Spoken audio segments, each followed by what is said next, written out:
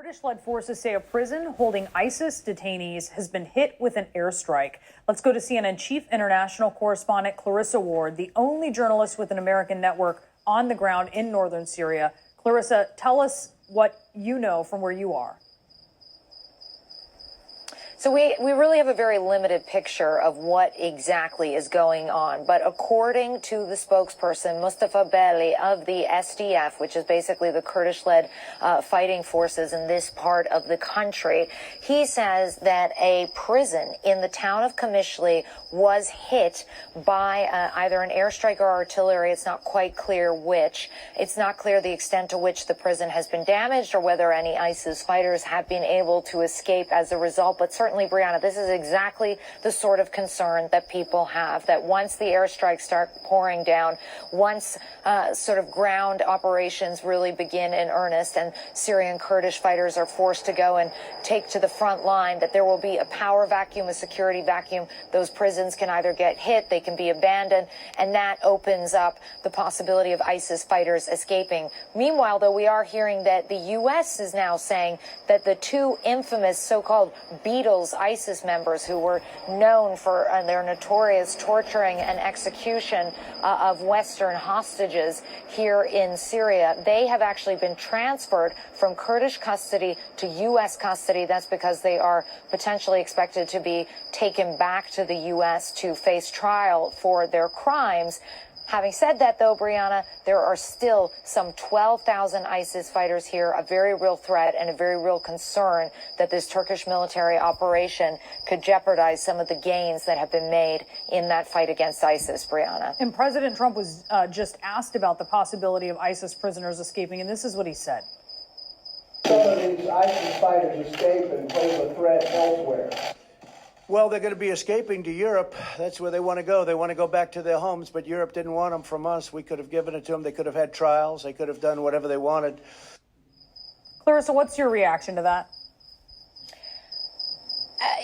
I'm a little confused as to exactly what the president is talking about. I'm assuming he is referring potentially to the 2,000 or so foreign fighters, of which a number of them are, in fact, European citizens and have had their citizenship revoked because European nations don't really want to deal with them, essentially. But as to the issue of whether this is somehow a European problem or not the U.S.'s problem, or that the U.S. has somehow abdicated from any responsibility in dealing with all of this, given that the U.S. was leading the charge in the fight against ISIS, it's a little hard to understand what exactly the president is trying to convey here, Brianna.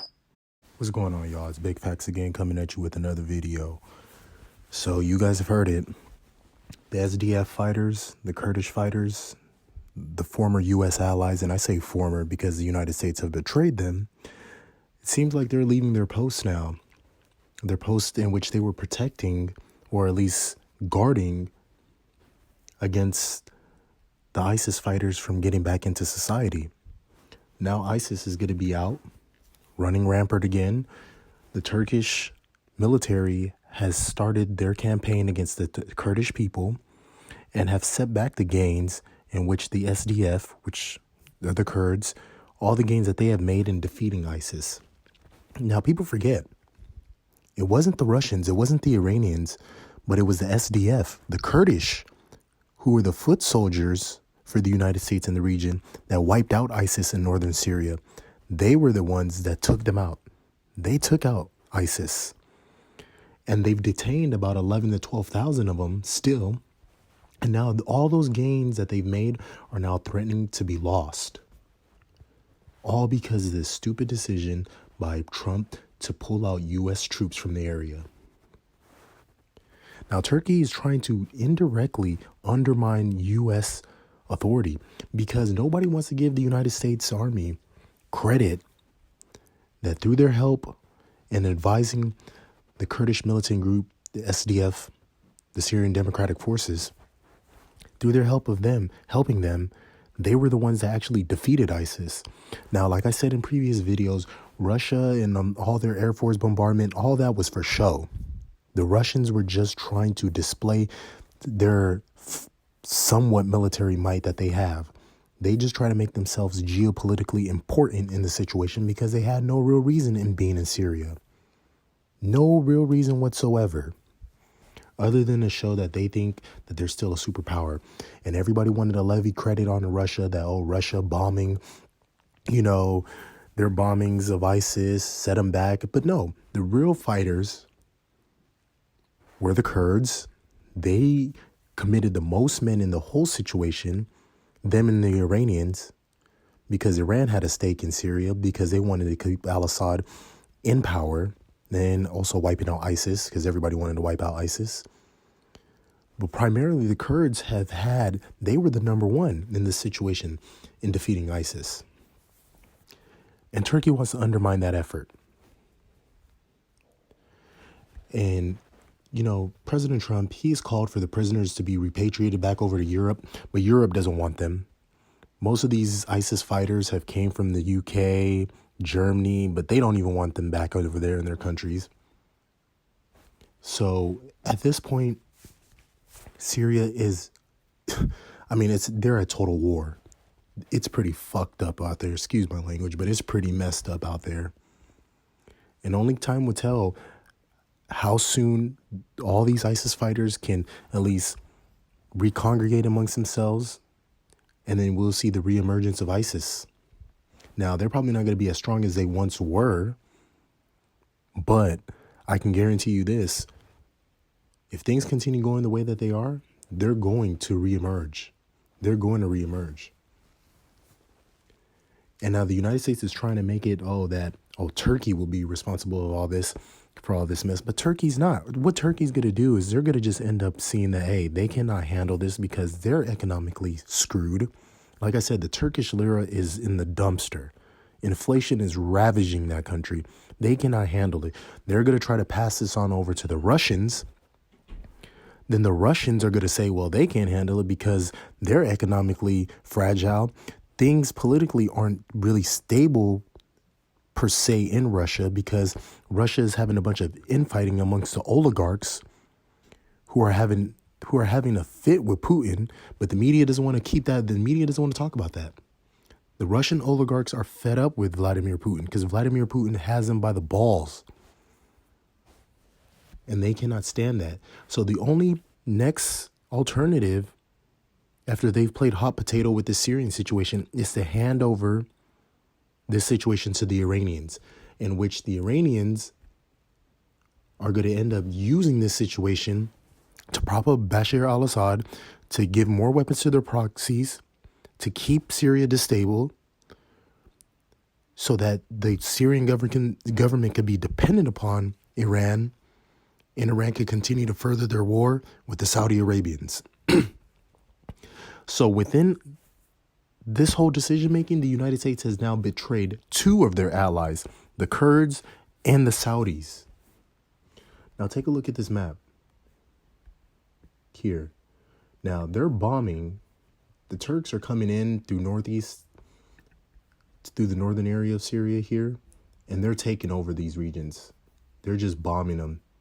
They just want to come over and just take them out. All right.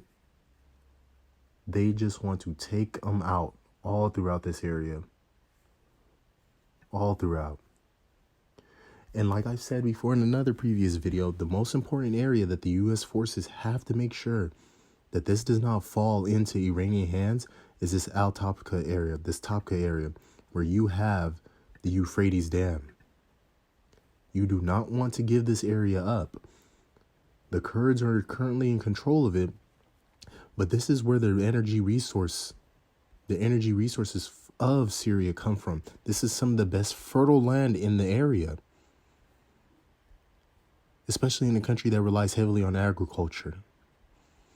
So this is just the first fall of the dominoes. First, the reemergence of ISIS because of all the bombing and all this gains that the Kurds have made. It's setting them back. Now, so you heard it from the video. Now all these ISIS rebels are going to be out loose. They have nowhere else to go because they can't come back into Europe. Turkey would not allow that. The UK would not allow that. Germany would not allow that. So where else are they going to go? But nothing but cause havoc in Syria. Turkey cannot afford to have a long-standing war with them. The Russians can't either. That's why they pulled out their forces. So it's going to be left for Tehran, Iran. They're going to have to be the one to be the end up. They're going to be the ones to have to take care of the Syrian situation.